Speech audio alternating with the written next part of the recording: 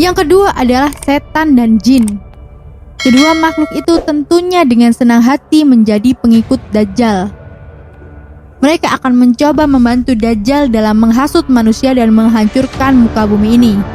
Tidak dapat dibayangkan oleh siapapun bagaimana jadinya bila saat itu tiba.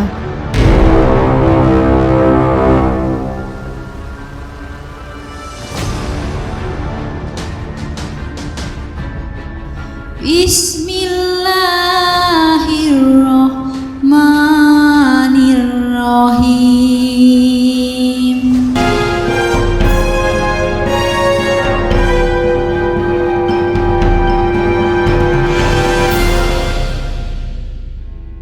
Assalamualaikum warahmatullahi wabarakatuh. Pengikut Dajjal. Sebagai penyebar fitnah terbesar di seluruh muka bumi, Dajjal memiliki sejumlah pengikut dalam beberapa kelompok. Setidaknya ada 6 kelompok besar di muka bumi ini yang nantinya akan mengikuti Dajjal. Yang pertama adalah Yahudi. Ketika Dajjal membuat kerusakan dan menebar fitnah di muka bumi, ada kumpulan manusia pendukung utamanya, yakni mereka adalah orang-orang Yahudi.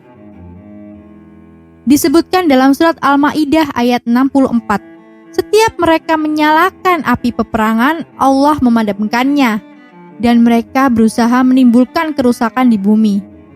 Dan Allah tidak menyukai orang-orang yang berbuat kerusakan.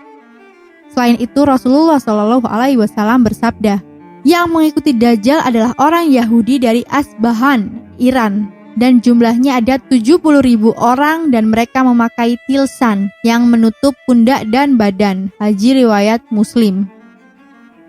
Yang kedua adalah setan dan jin. Kedua makhluk itu tentunya dengan senang hati menjadi pengikut Dajjal. Mereka akan mencoba membantu Dajjal dalam menghasut manusia dan menghancurkan muka bumi ini.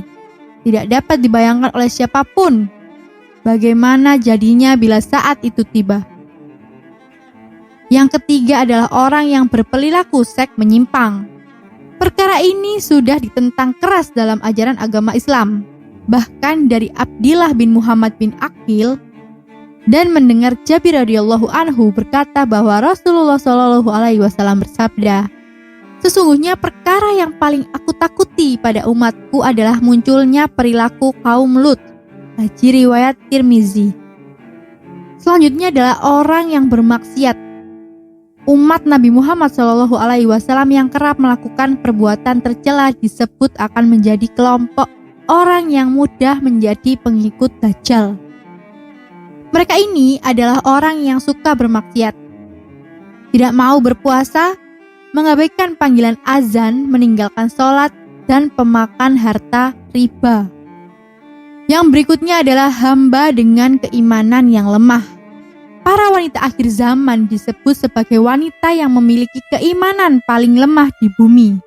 Sebagaimana disebut dalam salah satu riwayat hadis, bahkan diceritakan pula orang-orang akhir zaman mengikat wanita di keluarganya pada tiang agar tidak mudah pergi mengikuti Dajjal.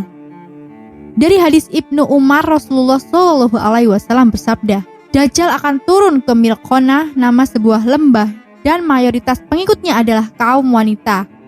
Sampai-sampai ada seorang yang pergi ke istrinya, ibunya, putrinya, dan saudarinya, dan bibinya kemudian mengikatnya karena khawatir keluar menuju Dajjal.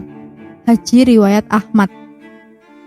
Dan yang terakhir adalah kelompok Khawarij.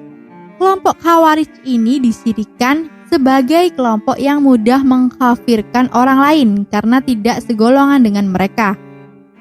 Dikutip dari buku Membongkar Ciri Kaum Munafik, Tafsir Surah Al-Jumu'ah dan Al-Munafiqun, karya Said Ali Khamenei, Syekh Nashir Makarim, Syekh Ja'far Subani, kaum Khawarij memang memiliki penilaian sendiri pada Al-Quran.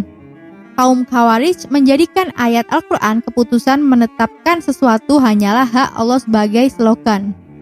Mereka menafsirkan dengan pendapatnya sendiri kemudian memerangi Ali bin Abi Thalib karena dinilai berseberangan dengan Al-Quran, tulis buku tersebut. Kisah kaum Khawarij ini juga disebutkan kemunculannya pada akhir zaman dalam riwayat hadis berikut. Akan keluar di akhir zaman sekelompok kaum yang pengalamannya kurang, pemahaman agamanya sedikit, akalnya bodoh. Mereka mendengung-dengungkan ucapan terbaik yang ada di muka bumi ini. Mereka membaca Al-Quran namun tidak melewati tenggorokannya. Mereka melesat dari agama sebagaimana anak panah melesat dari hewan sasarannya. Jika kalian menjumpai mereka, bunuhlah mereka, karena membunuh mereka adalah pahalanya di sisi Allah bagi yang berhasil membunuh mereka. Haji riwayat Bukhari. Na'udzubillah min zalik. Semoga kita semua dapat terhindar dari fitnah Dajjal. Amin. Terima kasih sudah menonton video hari ini. Semoga kalian suka dan berkomentar di bawah jika ingin dibawakan cerita apa selanjutnya.